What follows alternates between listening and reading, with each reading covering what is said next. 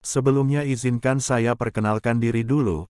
Nama saya Roni, umur 31 tahun. Di sini saya akan menceritakan pengalaman saya yang waktu itu bekerja sebagai supir bis malam dan sedang mendapat giliran libur selama seminggu. Sekarang kita akan memulai kisah ini. Di awal tahun 2015 saya pernah mengantar seorang teman ke Pulau Jawa yang dimana perjalanan kami memakan waktu 27 jam. Soal teman saya ini, kami memang sudah lama saling kenal cuma tidak begitu akrab. Dia hidupnya sangat melarat, makan pun sehari cuma sekali. Badannya kurus dan dekil, istrinya sudah meninggal karena sakit, jadi dia cuma hidup berdua saja dengan anak satu-satunya. Dia sering dihina dan dicaci, pokoknya cuma perkataan menyakitkan yang ia dengar setiap hari. Saking melaratnya dia, saking terlalu banyaknya sakit hati sampai dia hilang iman dan akal sehatnya, sehingga dia berniat untuk mencari kekayaan dengan cara pintas. Di suatu sore dia ke rumah saya, setelah basa-basi dia pun langsung ke maksud tujuannya. Begini katanya, "Ron, saya udah jual rumah saya ke tetangga dan setelah bayar utang, uang saya hanya tinggal 6 juta lagi, jadi saya mau minta tolong sama ente. Pokoknya ente mesti tolongin saya, sekarang juga ente sewa mobil dan tolong antar saya ke daerah." Tidak saya sebut nama daerahnya, pokoknya biaya sewa mobil, bensin, makan, rokok, kopi, saya yang tanggung dan entar sisa dari 6 juta ini buat ente semua. Saya udah banyak sakit hati Ron, saya udah terlalu kenyang dihina, diejek, dicaci maki sama saudara, sama tetangga, sama semua orang. Saya udah gak kuat hidup miskin, susah segala-galanya, jadi, tolong antar saya sekarang juga ke tempat itu. Ente pasti tahu jalan ke tempat itu, sebab teman ente sendiri yang bilang kalau ente pernah ngantar orang ke tempat itu. Saya pun menjawab, mau ngapain ente ke sana? Perjalanan ke sana sehari semalam, belum lagi ke dalamnya, jalannya parah, angker dan rawan. Ane gak maulah, terlalu berat resikonya. Ane masih pengen hidup dan anak-anak Ane masih butuh bapaknya. Mending itu duit pakai modal usaha saja. Tapi dia tetap dengan pendiriannya. Dia sudah nekat dan terus bermohon agar saya mau ngantarin dia ke tempat itu. Akhirnya mau gak mau saya terpaksa juga mengantarnya. Malamnya, jam 8 kami berangkat dan jam 2 dini hari kami beristirahat dulu sambil tiduran. Jam setengah 4 kami bangun, selesai ngopi kami lanjut ke tujuan dan jam 11 siang kami sampai ke lokasi.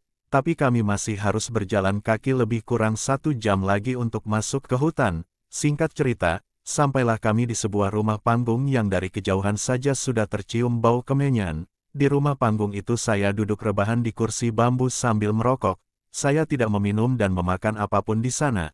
Selama saya di rumah itu, orang yang punya rumah tidak pernah menegur ataupun menyapa saya, bahkan melihat saya pun pandangannya begitu aneh, sorot matanya tajam dan seram. Entah apa yang mereka bicarakan di dalam rumah itu. Malam harinya dimulailah proses ritual. Setelah ritual, saya melihat teman saya makan dan pada saat itu saya langsung keluar. Saya muntah-muntah karena jijik melihat teman saya itu makan nasi dan lauk pauknya. Apa yang saya lihat saat dia makan? Awalnya memang seperti nasi lontong tapi pas dibuka, yang saya lihat itu ulat tanah dan teman saya itu begitu lahap memakannya. Setelah itu di luar rumah saya melihat sosok tinggi besar dekat pepohonan, lidahnya panjang menjulur keluar matanya melotot badannya berbulu kasar. Entah makhluk apa yang saya lihat itu. Setelah teman saya selesai makan, dia disuruh menyembelih seekor monyet. Saat ia menyembelih monyet itu, saya menangis melihatnya. Dalam hati saya bergumam, "Ya Tuhan, di mana hati teman saya, ditaruh di mana otaknya?" Dia melihatnya cuma seekor monyet tapi yang saya lihat, anaknya yang dia sembelih, anaknya menjerit, meronta sebelum akhirnya meregang nyawa. Di situ hati saya menjerit dan menangis. Anak kecil yang tidak berdosa harus meregang nyawa menjadi tumbal demi harta kekayaan. Saya menyesal, saya merasa berdosa karena saya terpaksa harus mengantar dia ke tempat itu. Di dalam hutan itu, saya cuma mendengar suara tangisan dan jeritan, sangat mengerikan. Saya takut, saya khawatir, hati saya tidak enak, batin tidak tenang, saya ingin segera pulang, saya tidak kuat lagi di tempat itu.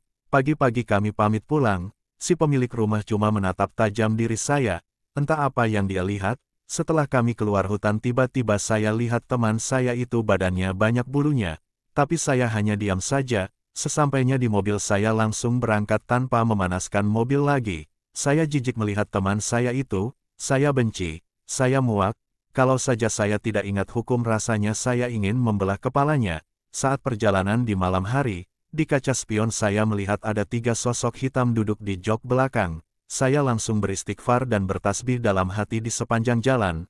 Kemudian saya berhenti di rest area, di sana saya makan dan menjauh dari dia. Selesai makan saya langsung tancap gas. Saya pacu mobil dengan kecepatan tinggi. Jam 2 siang saya sampai di kampungnya, di daerah Bogor Utara, di rumah saudaranya tempat dia menitipkan anak semata wayangnya. Di sana terlihat banyak tetangga rumahnya sedang berkumpul di sana.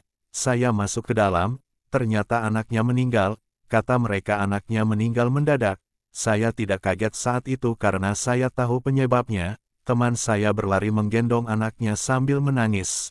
Melihat dia, saya makin benci dan tanpa basa-basi, tanpa pamit, saya langsung pulang. Sosok hitam di belakang mobil pun entah kemana dan sampai sekarang saya tidak pernah lagi mendengar kabarnya. Mungkin dia udah mampus atau sedang menikmati kekayaannya. Miskin bukanlah pilihan, kaya bukan juga sebuah keberuntungan. Kita bisa mengubah hidup, nasib dan takdir dengan usaha, ikhtiar, dan doa. Tuhan tidak akan pernah memberikan hal yang mudah untuk kita. Tuhan senantiasa selalu memberikan hal yang teramat sulit untuk kita agar kita mau berpikir, berusaha, dan berdoa memohon kepadanya.